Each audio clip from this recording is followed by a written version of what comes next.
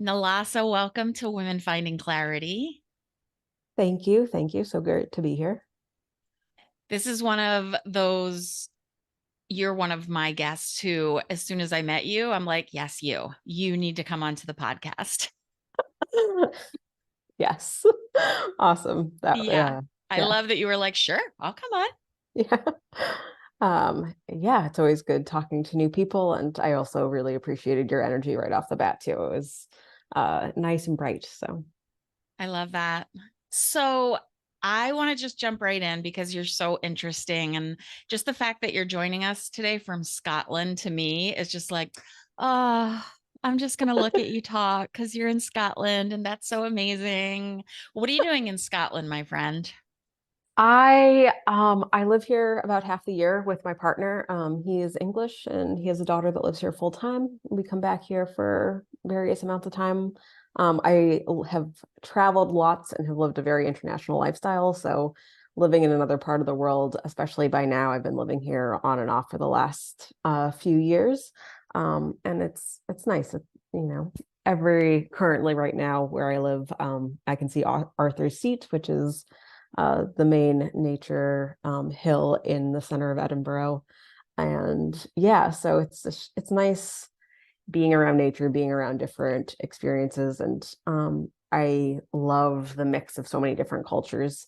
So it's great to be able to experience little bits of everything. It just feels magical. Yeah. Do you think you ever start to take it for granted, or when you're in Scotland, you're like, my life is pretty darn amazing? I mean, I think that's a funny question because I Let feel me like ask your partner. I mean, everywhere has different energy. I think actually, and partly what I do, and I'm actually in the process of writing a book right now about my travels from a little over a decade ago. And so I'm reliving so many different ways of how we travel and what we experience. And um, I think it's really important to find the magic of any place we are. And I think in what I do with homes and how I work, it's like, how do you bring that magic anywhere? Like, life, normal things, stuff happens, like you end up, not going out or appreciating things by just getting used to stuff, as Hmm. opposed to, you know, when you walk down the road, like, are you noticing the sunset? Are you noticing the leaves changing? Are you noticing these small nuances or things that make you feel alive? And I think partly why we travel is because it does heighten all of these senses. That heightens our ability to take in something new, or um, our body is used to kind of blocking out certain things when we're in the same five streets every day. And when we go somewhere else, it turns on our receptors, it turns on our feelers, and then you get that special magic that naturally can happen anywhere. It's so true. As you're talking, I'm thinking, yeah, nose blind, vision blind.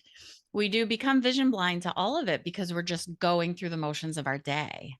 Yeah, and I mean, I think it's a you don't have to, what's there when you're it's almost like default. Like our body likes to not put more attention, and like naturally, like you mentioned smell, like we will stop smelling something, even if it's a bad smell, because it ends up being like that's not necessary for our survival anymore, and we'll just block it out.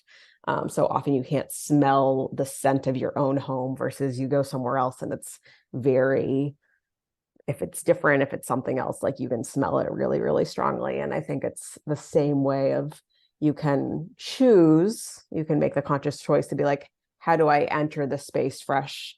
Often, actually, when I enter people's homes and part of me coming in there or just seeing it, it's like, oh my gosh, like I haven't seen my home in this way, Yeah. like in maybe forever or so long. Because you do get just like, oh, right, that's just where the door is, that's just where this is, that's just how things are, as opposed to realizing how mutable the space can be. Yeah. And so as you're starting to talk about that, it's a great leading into who you are and what you do. Your business is Ascension Aesthetics. And you're so much more than just a declutterer or a designer. You bring in all the senses, right? So let's talk a little bit about what you do. Yeah. So I really, so one of my main premises is, you have an energy field and the space we live in is an extension of that energy field. So I really work with an individual in expanding how they connect, interact, and live in their space. And that can look like decluttering, that can look like design, it can look like a lot of things that are often uh, a tool or a structural component to you actually feeling at home, at peace, at secure, and having a good relationship with both yourself and ultimately with the world we live in. Um, I think it goes beyond really the four walls of your home or your room or the plot of your land. It's like what brings you alive in the world and what you've experienced and where you've traveled. Like what invigorates those senses, and how do you make that a staple in your immediate environment. And there's an aspect of taking ownership as well. So I think with design, with um, just even thinking about the state of the world and environmentalism and all these different things, we often, what is it? Like we just don't feel like we have ownership or domain over where we are. And we, want to care about the space or this or that. But we can actually feel the support, the structure of the support of where we are, with the land, the property that we live on, with the house we live in, and taking care of that actually has like a monumental ripple effect outwards of how you show up in the world, how you live your life, um, how you feel and how you shine. And so I do like it's very holistic style design of looking at you and then looking at the structure that surrounds that, and like really small changes in physical things in your space can have a tremendous impact on how the space feels, how you feels. And it's really looking at how do you create that spaciousness? How do you create that environment that allows you to soften and shine more brightly at the same time? I love that. Come into my house, will you please? Yes, I And will. also, no, you can't come into my house. Why is You that? must hear that all the time, right?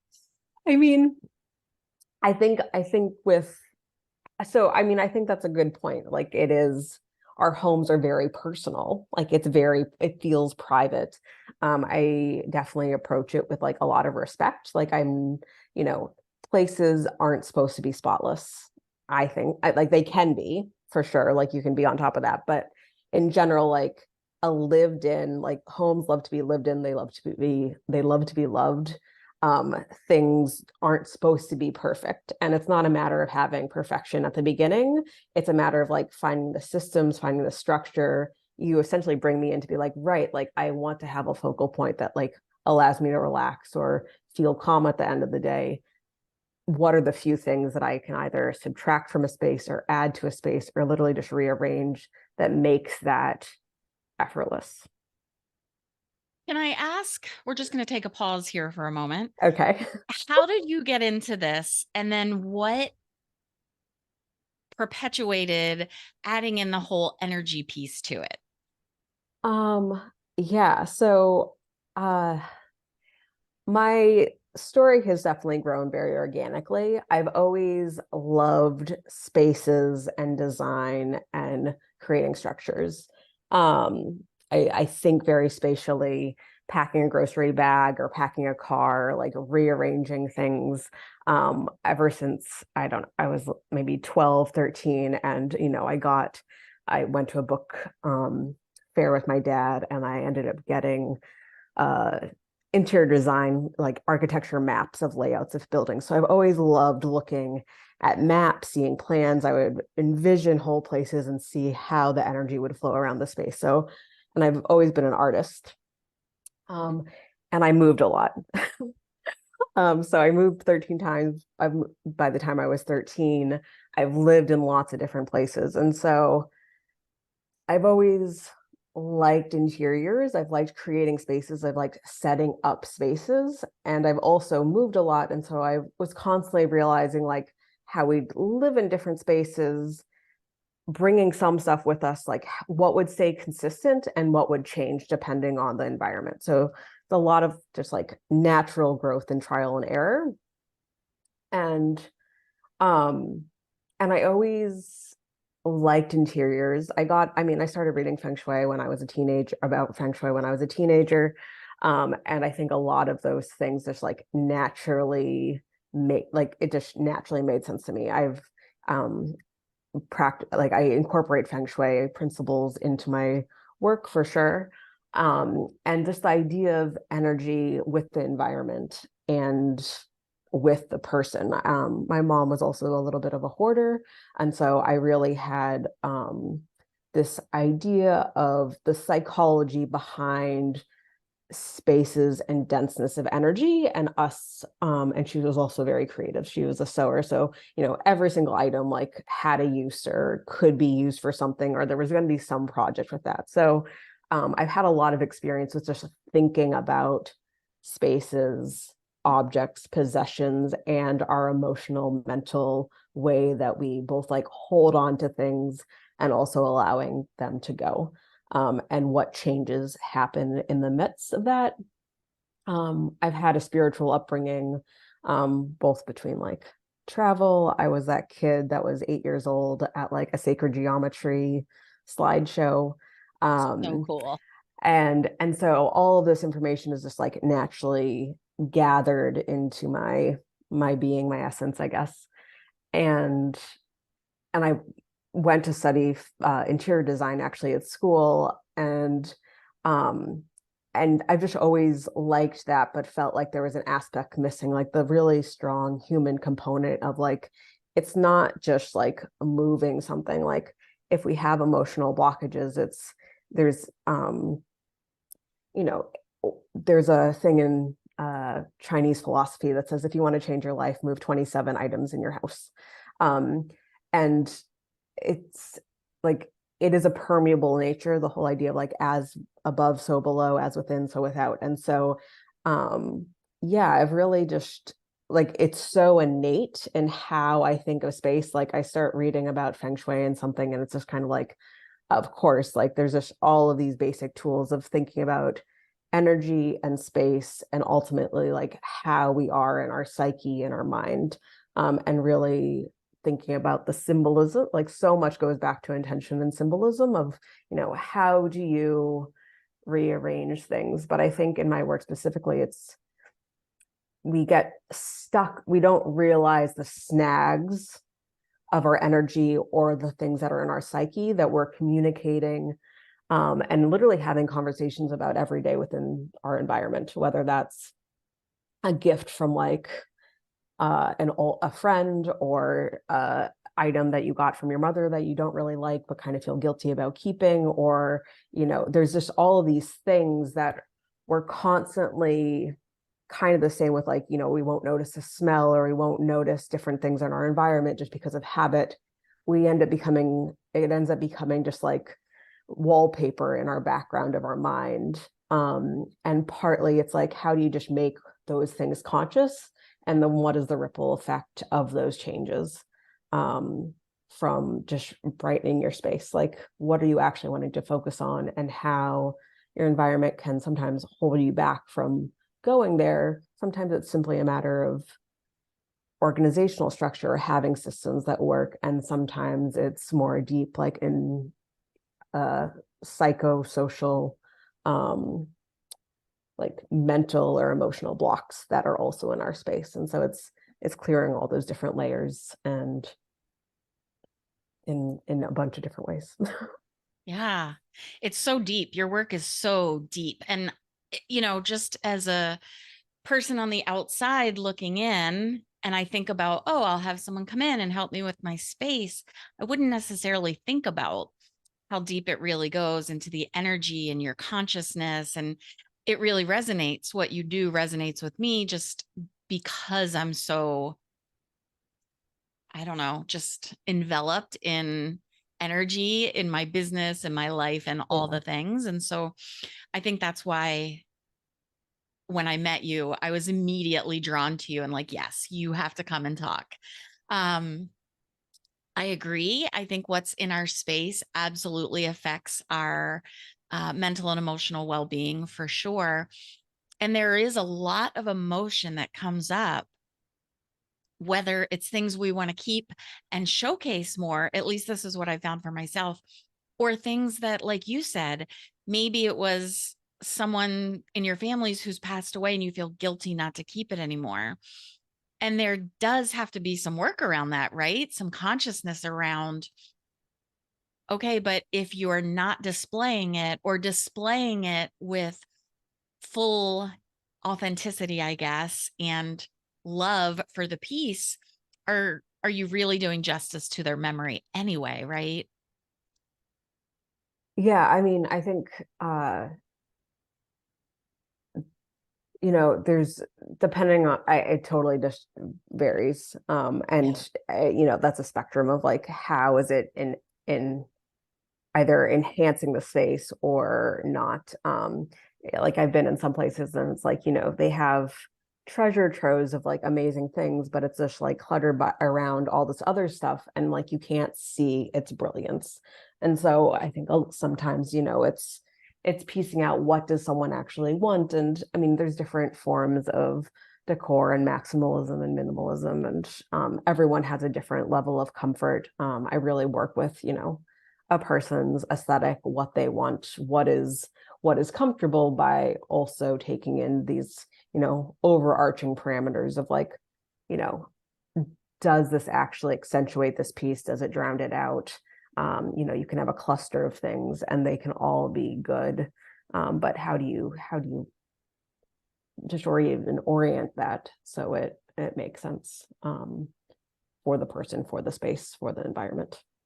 Yeah.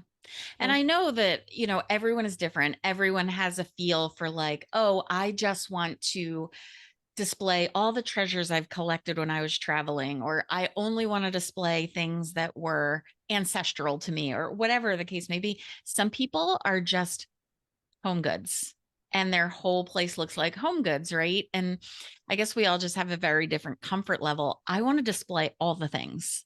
So I have like a printer's box hanging on the wall that's full of crystals that are arranged by color. Yeah. And it sounds like I'm OCD and very particular. I am not, but that's just the kind of stuff I love. For Yeah. me, I don't know. Everything's just kind of eclectic. I love pictures. But when you talk, the one thing that I go to is when I walk into a room, there are still things in the room where I look at and I'm like, "Ugh," it just gives me that warm feeling in my heart. And so I think that's more what you're saying. Like, that's what should be displayed. And that's what are the things that really resonate with you and speak to who you are. Yeah, so I think it's a fine line between like what is like, absolutely I agree with what you just said as far as, you want the things to like what makes you feel alive.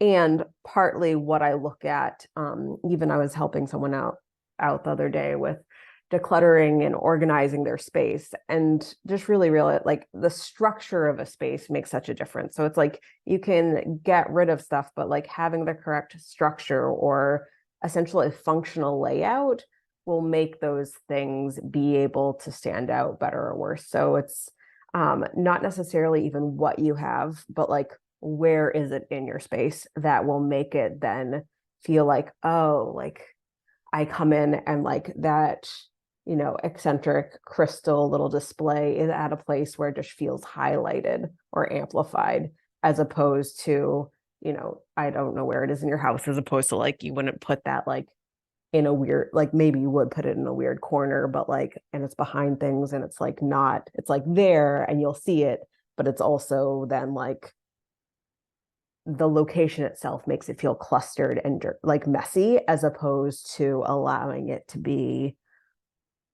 um a statement. Yeah. And I think there's this just nuance of like how we structure these things in our space. and then how it functions, for, whether it's a chair that like a writing chair that allows you to look out and like see a view or feel cozy, creating just different, like, just small structures of workflows, and different things. So yeah, it's so individual to the person. Yeah. Yeah. Yeah. It, is it difficult when you go into a home for the first time and try to really tease out what's important and what I, I feel like for me, and I guess it's because I haven't done this. You're so funny, like you're already laughing. Um, I've never done this for someone, but I feel like when I walk into a home, I would be the first person to put my foot in my mouth and be like, do you really want to keep that? Like, do you want I mean, it there in your closet? I am good at like both. So I think people just often don't know. Um, like, it is listening and figuring out like what, like understanding the structures that are in place, or like what people's thought processes are around different things. Um, and like, I mean, you can tell when someone like loves something dearly, like, just, and it might be a mess, it might be a bunch of different things, but it's like that is their focal point, and then maybe it's just gone amiss.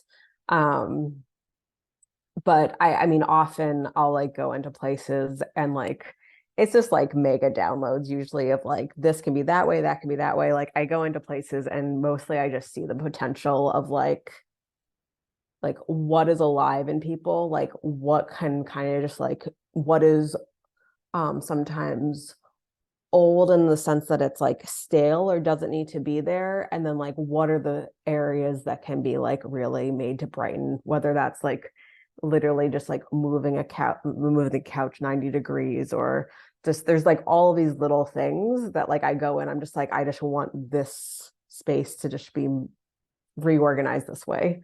And then it's, working with a person to allow that shift to feel the best as possible for them. Sometimes I think people people respond to change in completely different ways, and like I can like feel usually how a house can feel, but it's like about them aligning with that flow of energy too, to make it so it's accurate for like where they're wanting to be and like what their use case is. Yeah. Yeah. Have Yeah. you ever had a situation where you were like, at the end of it, you felt amazing, and then someone was like, yeah, no, Um, I don't think I have. amazing. And I don't think that you would. And I know that kind of put you on the spot, but listening to the way that you work, it doesn't sound like you would have that, because it sounds like every step of the way you're in communication and you're reading the energy of the house and you're reading the energy of the things and you're reading the person's energy. And so it all just kind of Yeah. heads in a harmonious direction. There's definitely been times like one of my biggest pet peeves is like silverware not being in like the right spot in a kitchen. It's like you want it to be in this drawer, like this is the drawer that it makes sense. And sometimes it's just like not there. And it's just like the intuitive flow of things. Like I was in one kitchen and it was when I was in Portugal, and the silverware, it was a big kitchen, like they had multiple drawers that it could have been in, but the silverware was in the drawer that was directly below the cooktop. And so like every time I was cooking and my partner wanted to like grab something, I had to like get out of the way for them to open the drawer. And I'm just like, this is insane. Yeah. Like this is just like makes no sense. Um, and I wasn't in a position to move this person's stuff, but I did mention it to her, and she was just kind of like, I assumed she's just like used to mostly cooking alone, like her husband's not there, and so then it just like is the space that makes sense for her. Where I'm like, if you're in any space other than a one person house, this makes no sense. But I had another situation where I ended up, it was a group household that I was helping with. And I was like, I need to move the silverware from like this middle drawer on a countertop. It was, a 6-foot countertop. The silverware is in the middle of the drawer. And so if anyone was working at that countertop, you're constantly also asking them to move. And I was like, but it was a somewhat narrower drawer. And then there's a wider drawer on the right-hand side that was at the end. And so I was like, the silverware needs to move there. So it just is an easier way to take it. You're living with, it was like a 7-person household. So like there was constantly that friction of things. And one Someone's person always in the kitchen. Yeah. and one person of the bunch was specifically like, I don't like it moved. Like I don't like it's not where it's supposed to be. Like I'm used to it being there. And she's slow to warm. She, she likes slow change Yeah. and stuff. And then, after a week, after 2 weeks or whatever, she was just like, it's fine. Like it's not a big deal. But so that It's was the funny. one thought that I had of like moving something and people being like, no. When my son was away at school last year, anytime he would come home and go to get a fork or a spoon, he'd be so annoyed because he's like, every time I come home, I have to change the forks and the spoons around. The fork should go on the left and the spoon should go on the right. And I'm like, really? Why? And he's like, because F comes before S in the alphabet. And I'm like, what? So we each have our own thing, right? I'm like, I don't care, switch them around. That's fine with me. I'll try to do it that way so it doesn't annoy you because it makes no matter to me. Yeah.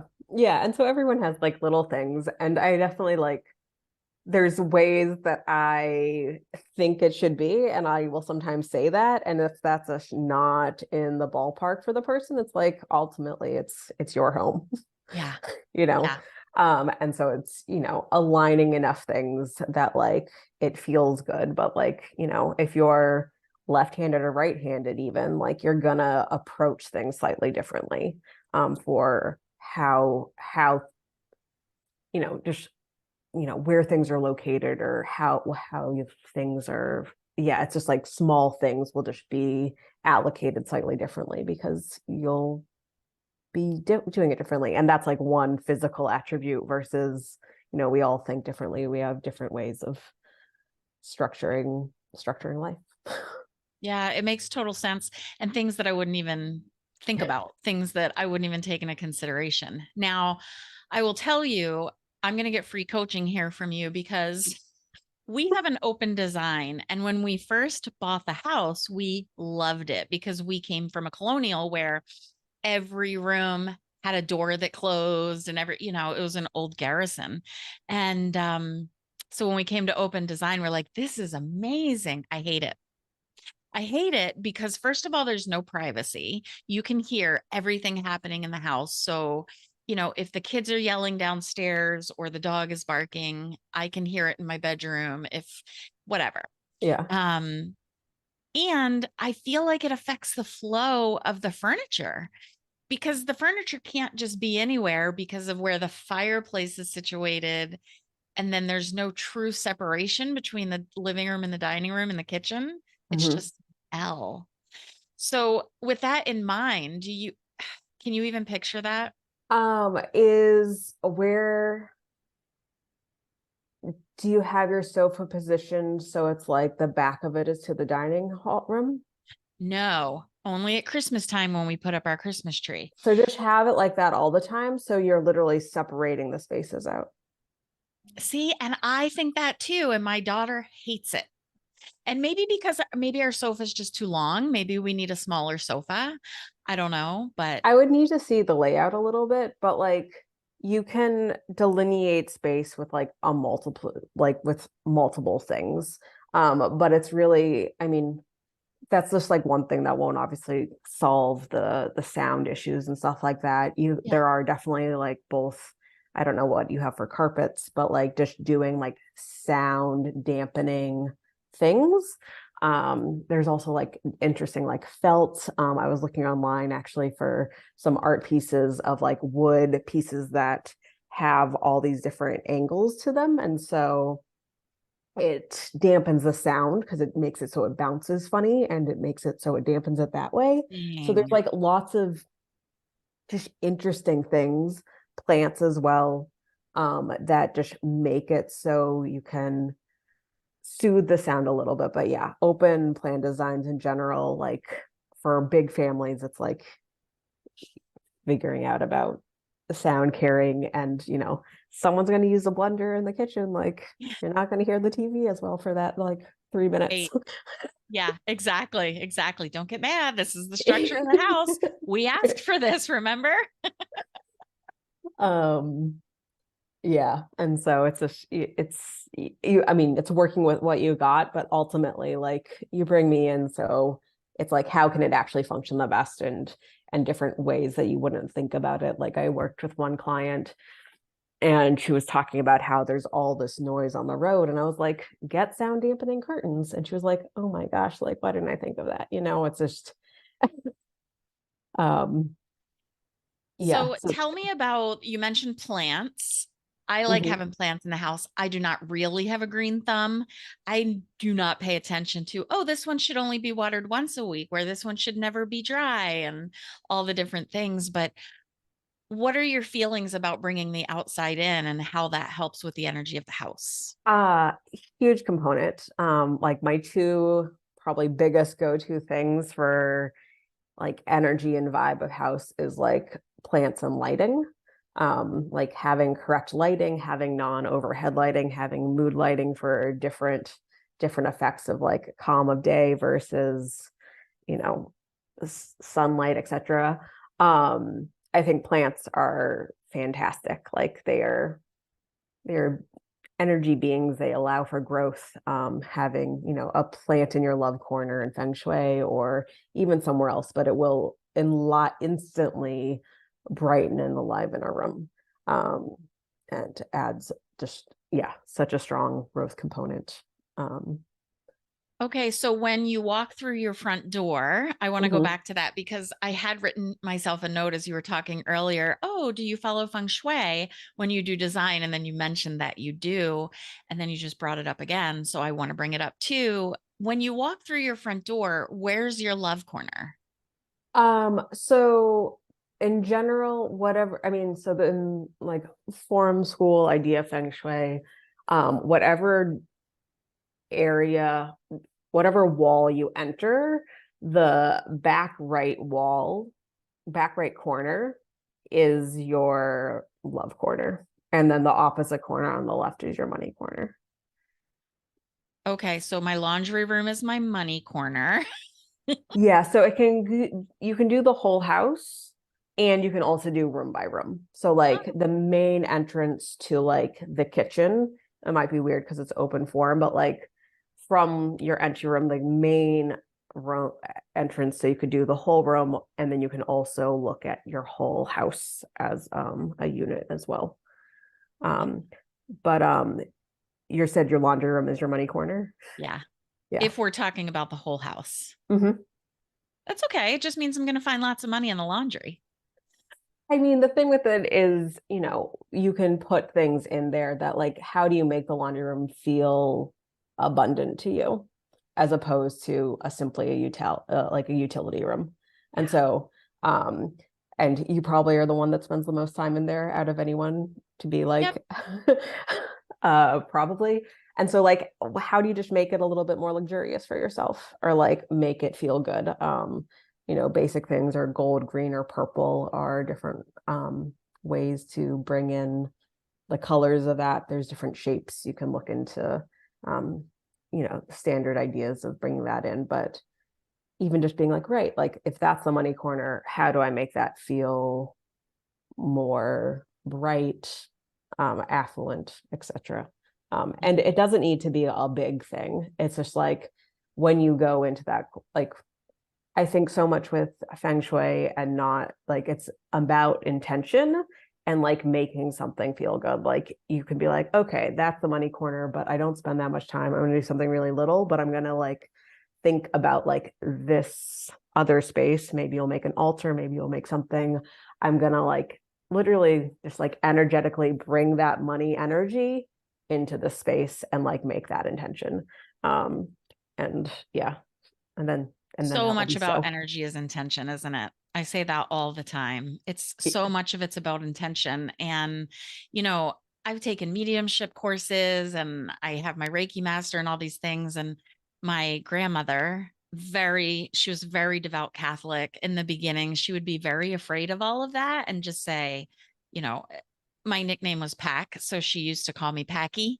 Yeah. And she would say, "Oh, Packy, you be careful, the devil and all these Yeah. different things." And I'm like, "Grandma, it's about intention, and my intention is high, and I set an intention anytime I'm doing energy work." And so I love how bringing that intention into your home versus just throwing things down or slapping up pictures, bringing an intention to it just feels so good. It feels more complete. It feels, yeah, I don't know what word I'm looking for, but complete is the best thing right now. But it just feels like it's enveloping you versus you're just in your house.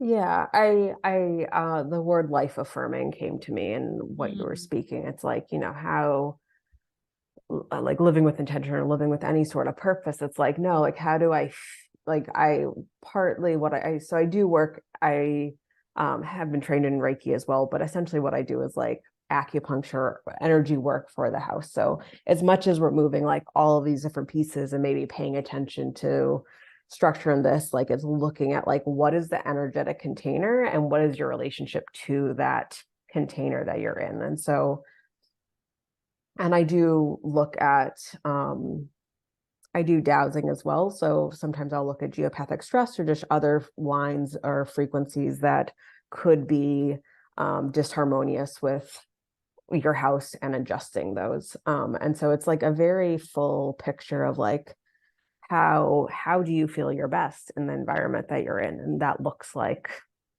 full spectrum. I'd say cleanliness and decluttering is on like the very beginning end of what people look at.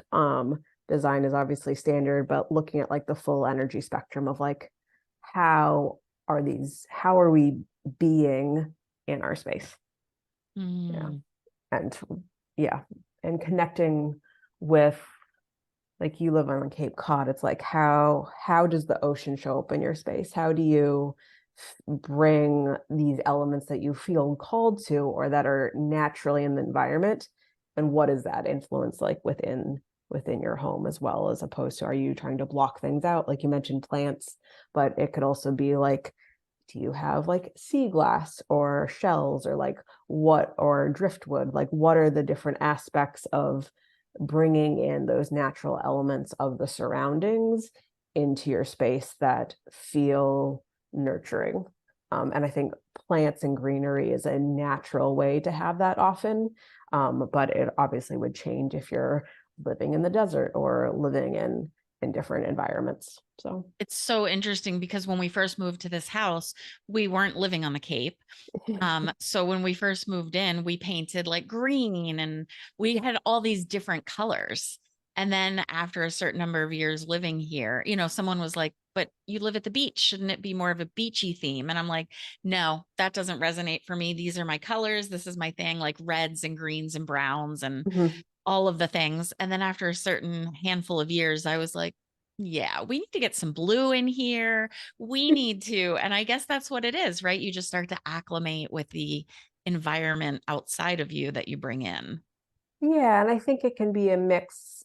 Like like even and you like sure, yes. And it's like what understanding like what resonates with you is like it was almost like what you said, acclimation of a time period being like, right, like this is like my identity of colors. I am were you living more like in like Western Mass or like somewhere a little bit more in like green lake areas? No, it's funny. We were up in Westwood, which is like outside of Boston. Okay. And, it's kind of a small town feel suburb, but Hmm. you're basically living in a fishbowl that everyone's on top of you. And we had our little postage stamp of green grass, and then everything Yeah. else is road and Yeah, and walk. I think also like with that too, it's like how do you balance? It's like in cities, brick, like there's like this earthy like grounding, like you need to like create your structure, your stability, and bold colors often do that too. And so I think I absolutely love like traveling and just like seeing the colors or the spaces of, um, what are like the natural materials, what are the natural colors that get elicited from places. Because I think even being at the beach, it's not as common, but like you can even do like greens and stuff from like seaweed. Like there's like so many different shades of blue. You can have like a really earthy ocean or kind of the more like light blue, green, like turquoisey, Tropical. um nautical, like light nautical versus like deep nautical. Yeah. um so yeah, you can do it in a lot of different ways depending on like what feels good to you. I imagine also like it'd be interesting to see your own transformation like within that period of time of like I feel that like there was probably some softening or some like just changing how you oriented to go along with that color change as well. Oh, for sure.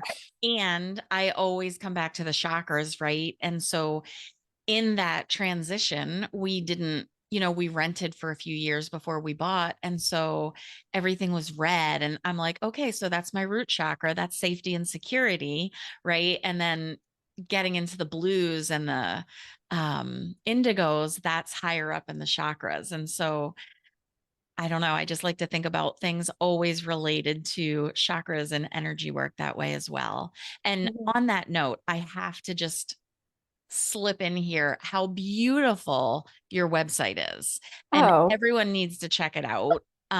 What's your website address? it's www.nalasa, Nalasa .design. Yeah, it's beautiful. And it really is a reflection of who you are as a person. I went through it and I was like, oh my God. And like all the moving pictures and all the earth colors and all the words that you use, like bespoke. And I don't, the whole thing is truly just you. And I think it's a really great example of how you make a space authentically the person. Thank you. Thank you so much. Yeah. One thing on there is like, I have a thing that says great design is felt. And I really believe that it's like, it goes beyond necessarily an image or a cognition or anything. It's like when you step into a space and you just want to relax, you want to be there, you want to love, like you love being there. It just feels homey or comfortable or whatever it is you're going for. And like that is ultimately like great design is felt. Um, so yeah, I really appreciate that. Beautiful. So I definitely want everyone to check out your website.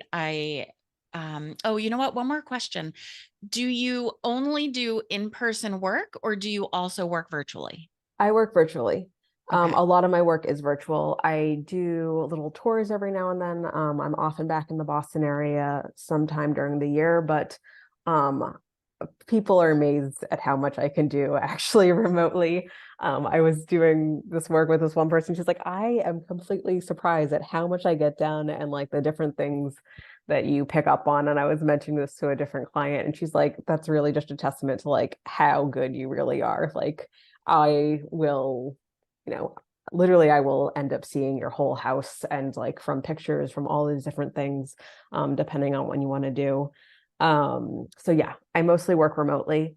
I travel often around different parts of the world, but I'm based in the UK right now. I lived in California for a long time, so I often make it out there. I visited my one of my really good clients in Texas. After working with her for about 5 months over the year, I finally ended up visiting her in Texas and seeing this house that I built in like AutoCAD in the flesh of like all of these decisions that I've helped her make with the design and flow So of the house. cool. And I was like, this is so cool. And yeah, it's going to be an absolute stunning place. I'll end up showing it off at some point.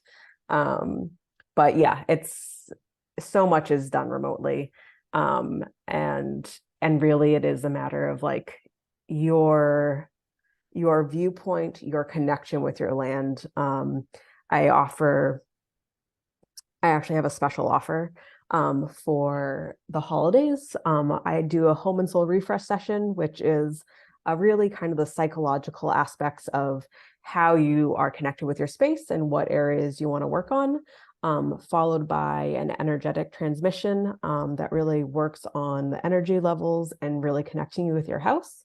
And so I'm offering that. It's normally $277, but I'm offering that with 3 hours of additional design coaching, either decluttering, we can use it however you want, follow-up, and that's going to be 400. And you're welcome to give this for yourself as a present. I also offer gift certificates if anyone wants to get this for someone that they know who just moved or is thinking about moving, or has been living in their place for a long time. And it's just like, I'm not really sure what to do with this place. How do I make Yeah. it more my own? How do I, you know, make it shine for me? So, yeah. I love that. And I've got the link to that in show notes. So everybody can just click on it and learn more about it and sign up for that. I love that you offer gift certificates, such a great gift for someone. And, Yeah. another thing that I'm really thinking about that could be so valuable to people is, after a loved one passes away, and I mean, thank the Lord, I haven't lost my husband, but I'm just thinking, after a loved one passes away and after a certain period of time, you might want to make that space different just so you don't feel like you're always living in that sorrow. Yeah. I find breakups, deaths of either a close one or a parent having to deal with their stuff. There's so many different transitionary places. Sometimes even like once the kids leave the house and you're like, I've got this place for myself. Like, how do I then put my mark on it when I don't have to think about all these other people? Um, yeah, it's a really great, I feel like people, they go to therapy and stuff, but our houses really hold so much of our thing.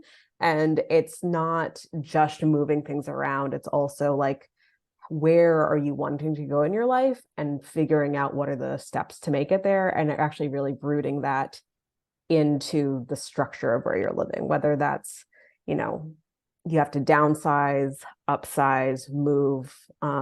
Yeah, I find I just love this so much, and really bringing people alive through their space and seeing how much support people can get from where they live, as well as confidence, clarity, and ultimately growth. Because we are just women finding clarity. You're Um, amazing. I absolutely want to have you back again. I have already been picturing like, oh, I'm going to have to schedule you again in the new year and we'll talk about all about feng shui and breaking it down for people. And so you're going to be a regular. okay. I This can come was to your place sometime and we can do like a little video show and I can rearrange it and we can do that too when I'm back in the Boston area. okay. I'm not going to say no to that.